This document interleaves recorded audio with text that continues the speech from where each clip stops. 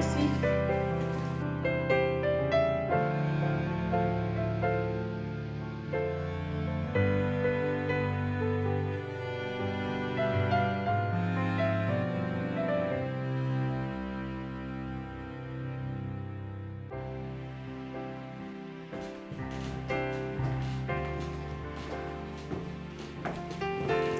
Bonjour, je vous en prie, installez-vous.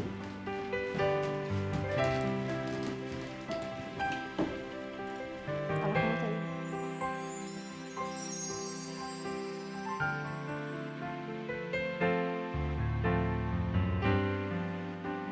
Je suis née en 1984 à Paris, donc j'ai grandi en région parisienne avec mes parents. Je viens d'une famille originaire de la Guadeloupe.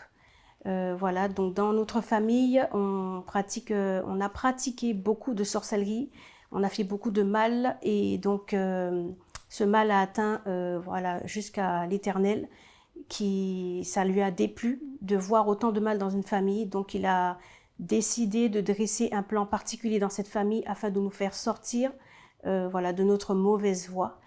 Et donc c'est pour cela que j'ai été choisie depuis le sein de ma mère pour accomplir cette mission dans cette famille.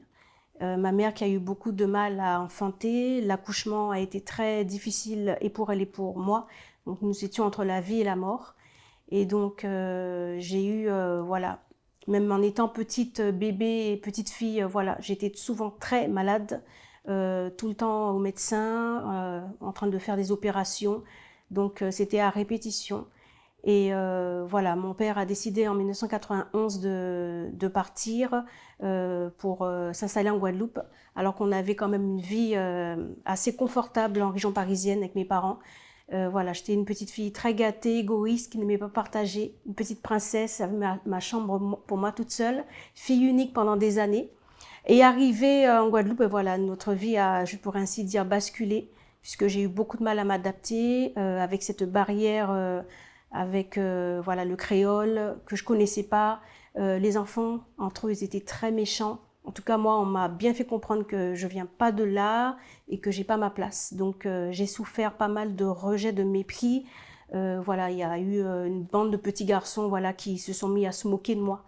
Voilà, et donc ça a été très compliqué pour moi. Donc, je me suis renfermée dans une petite coquille. Et durant cette enfance, voilà, j'ai eu ensuite mes sœurs, donc j'étais plus la petite chouchoute de mes parents. L'attention n'était plus voilà, tournée vers moi. Et donc j'ai été attaquée par la folie. Donc j'ai eu des problèmes au niveau de la scolarité. Donc mon intelligence a été fortement limitée, de façon à ce que j'ai beaucoup de mal à apprendre et beaucoup de mal à me concentrer. Et des pensées vagabondes qui partaient dans tous les sens, des hallucinations, voilà. Mais par la grâce de Dieu, je n'ai jamais été atteinte par cette folie, quand bien même ils ont essayé plusieurs fois de m'attaquer par la folie. Le but de l'ennemi, là, c'était vraiment de pouvoir me mettre dans une folie, une démence démesurée, de façon à ce que, voilà, je sois un peu comme les lunatiques, vous voyez, un peu dans la rue, que je traîne dans la rue, que mes parents, voilà, soient dépassés et qu'on m'enferme quelque part. Mais Dieu, dans sa faveur, dans sa grâce, il n'a pas permis cela. Alors voilà, donc les années ont passé et cette mission, vous voyez, dans cette famille n'a pas été acceptée. On savait déjà qui j'étais et ce que j'allais faire avec la grâce de Dieu. Donc l'objectif, c'était de resserrer les plans au plus près. Et chaque année qui passait, les plans étaient donc de plus en plus resserrés. Des personnes dans notre entourage, des voisines et voilà d'autres personnes qui étaient en complicité avec les membres de ma famille pour pouvoir nous cibler, nous atteindre et moi bien particulièrement. Et c'est alors que lorsque voilà j'ai été dans l'adolescence avec mes parents, on a déménagé, on s'est installé dans un autre quartier de la Guadeloupe. Voilà, donc on s'est installé, donc de nouvelles personnes, de nouveaux voisins, voisines. Et donc j'ai rencontré un jeune homme lorsque j'avais 16 ans qui était atteint du sida. Et je ne le savais pas. Et pourtant, il ne me plaisait pas, mais petit à petit, je me suis sentie attirée vers lui et on a commencé à se fréquenter. Et on est sortis ensemble pendant plusieurs années. Et c'est alors que